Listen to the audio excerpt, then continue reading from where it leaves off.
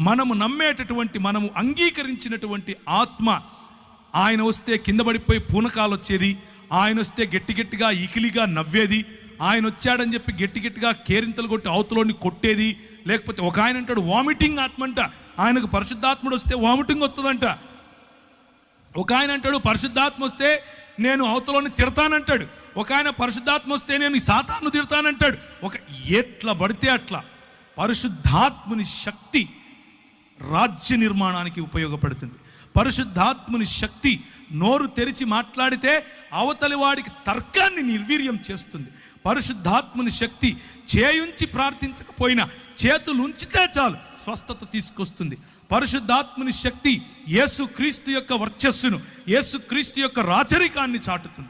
పరిశుద్ధాత్ముని శక్తి ఈ లోకములో ఉన్నటువంటి, ఈ లోకనాథుడైనటువంటి అపవాది యొక్క క్రియలను లయపరుస్తుంది. పరిశుద్ధాత్ముని శక్తి మనకు స్వస్థతతో పాటు బుద్ధిని తీసుకొస్తుంది. పరిశుద్ధాత్ముని శక్తి గవర్నెన్స్ తీసుకొస్తుంది. పరిశుద్ధాత్ముని శక్తి అడ్మినిస్ట్రేషన్ నేర్పిస్తుంది.